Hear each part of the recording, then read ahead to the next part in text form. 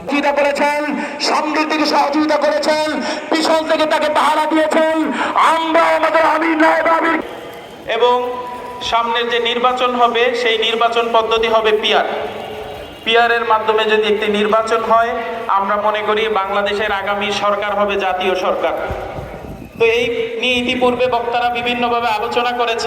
আজকে তিনটা দাবি নিয়ে আমরা সারা বাংলাদেশ দাওয়াত নিয়ে আমরা ছড়িয়ে পড়ছি সব জায়গায় মানুষকে বোঝানোর জন্য শুভেচ্ছা জ্ঞাপন করছি। হুজুরকে যাওয়ার জন্য মহতারাম স্বেচ্ছাসেবক ভাই যারা আছেন সুন্দরভাবে গাড়িতে তুলে দেওয়ার জন্য সুন্দর ব্যবস্থা গ্রহণ করুন। কারণ আন্দোলন একসাথে করেছি, যুদ্ধ একসাথে করেছি, আমরা ভালো একটা নির্বাচন, ভালো একটা সংসদ উপহার দিতে চাই সবাই মিলে। তাদের আন্দোলনের ফসল এবং তারা আরো জানিয়েছেন তাদের নায়েবে আমির অল্প কিছু